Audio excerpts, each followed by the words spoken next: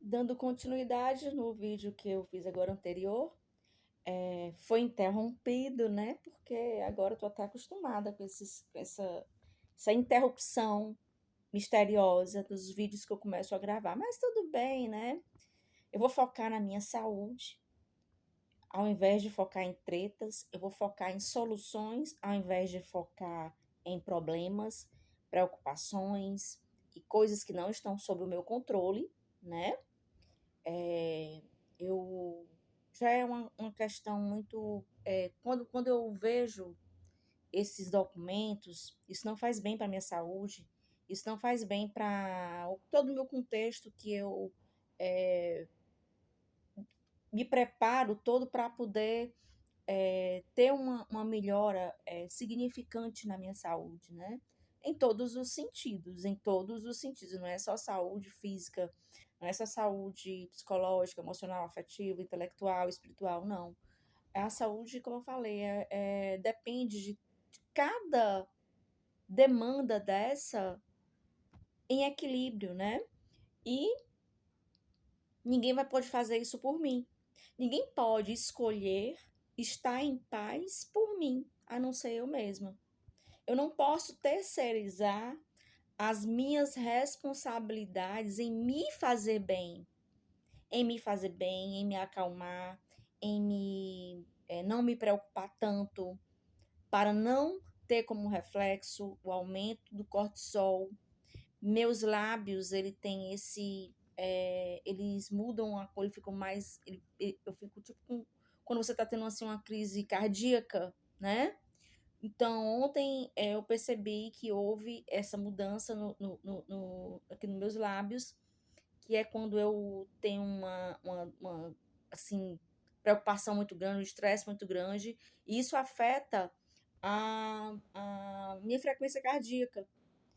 E a partir do momento que isso se torna um sintoma, você está com os lábios arroxeados, isso não tá, isso é o primeiro sinal de que a saúde, né, tá delicada e às vezes a pessoa nem dá tempo de sentir esses sintomas peculiares dessas especificidades antes de ter um piripaque, né? Piripaque, pronto, uma morte súbita, um, enfim, já fiz um vídeo sobre isso. Aí lá, vamos que eu do nada morro, né, de um piripaque, de uma morte súbita ou, enfim, um ataque cardíaco.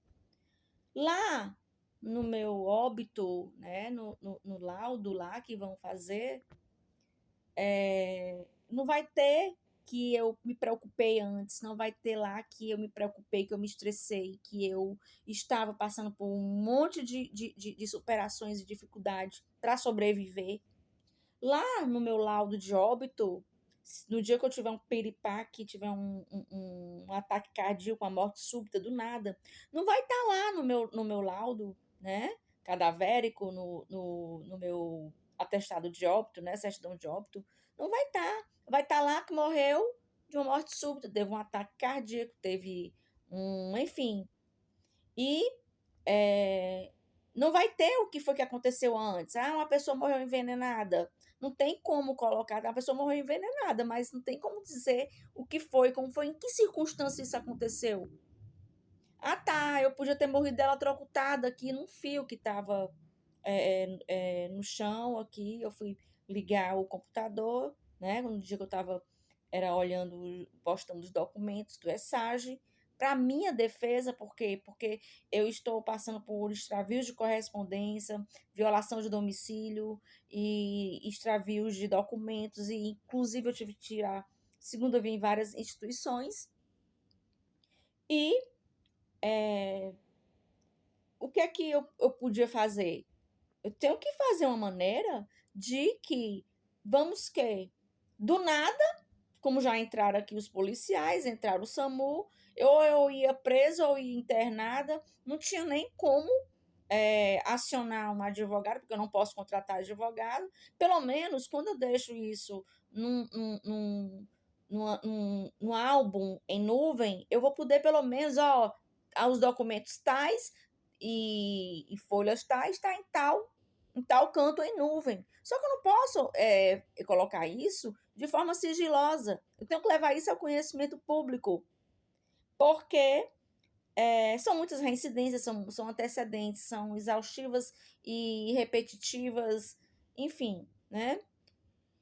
E é como eu disse, eu tenho que focar em soluções, eu tenho que focar na minha saúde, porque ontem, né, após eu bater minha cabeça na volta ali do 25º Distrito Policial do Vila União, eu bati minha cabeça, eu lendo o documento, lendo a boletim de ocorrência, né, eu vim aqui com a cabeça baixa, lendo o boletim de ocorrência e bati minha cabeça num telefone público, daquele telefone orelhão, né?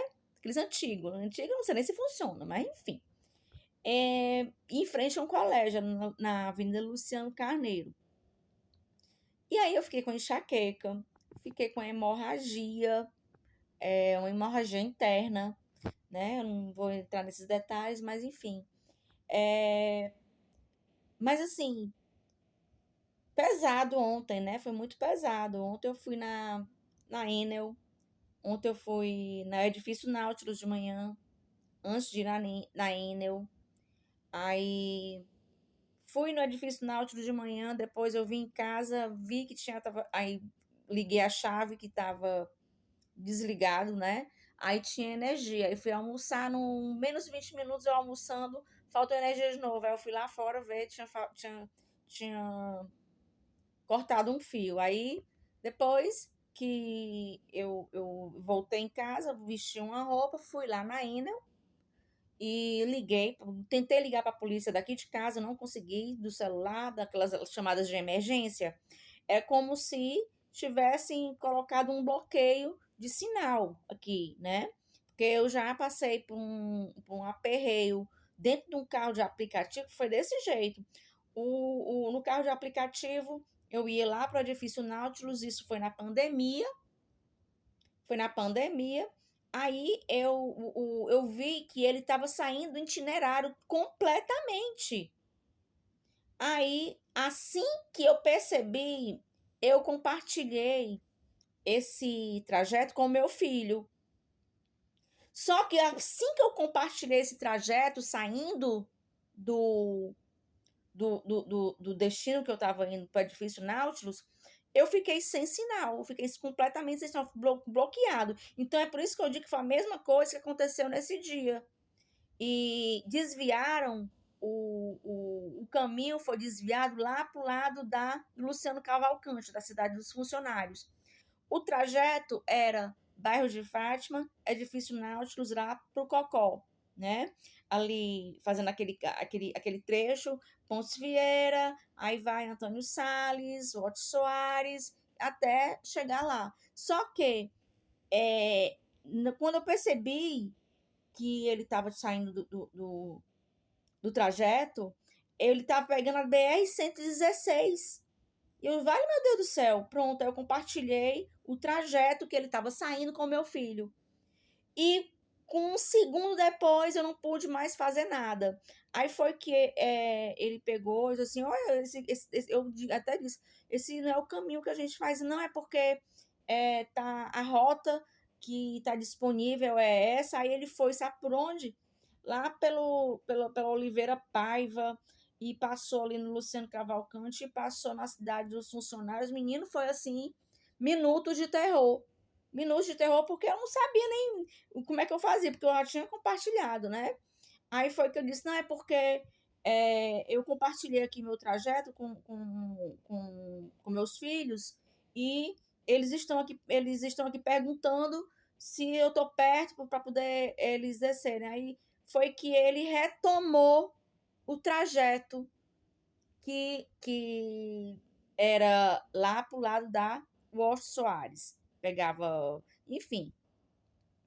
Mas assim, eu quero dizer que essa questão de bloqueio de sinal é uma questão muito, muito grave, porque nos presídios ninguém consegue controlar o fluxo de entrada e saída de droga, de celulares. de comunicação por meios, né, de acesso à internet, de tudo.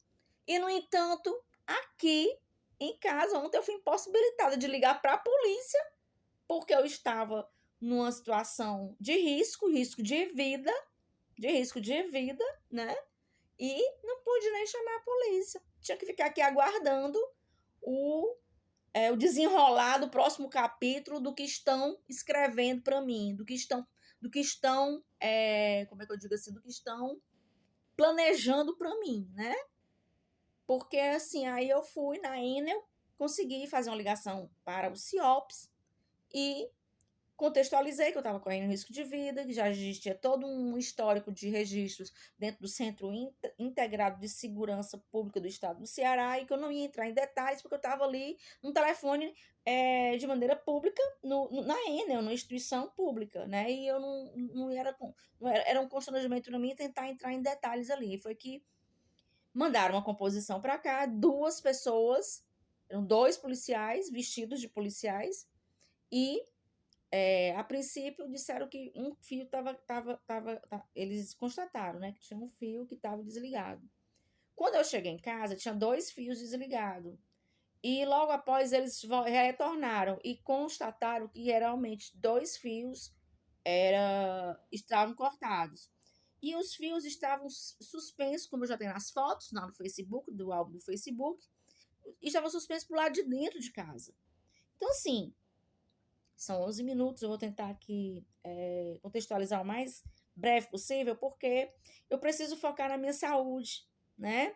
Porque depois eu morro e só quem perde é quem morre, né? Só quem perde é quem morre. Enquanto eu tô viva, eu posso ir atrás de resolver alguma coisa, de sobreviver mais um dia, mas enfim, mas depois que eu morrer, aí eu não vou poder mais fazer nada, a não ser que seja por meio de uma mesa mediúnica, de um culto, de uma missa, né, de um pai de santo, uma mãe de santo, aí, né, é outra coisa, aí eu não sei nem como é que eu posso proceder, porque além da vida a gente não sabe como é que é, né, mas enfim, eu preciso focar na minha saúde, e eu peço por gentileza que todos compreendam em relação a isso, né, e ontem eu fui ao edifício Nautilus, depois é que eu vim em casa e deu continuidade. Depois que eu fui no 25º fazer o milésimo e um boletim de ocorrência.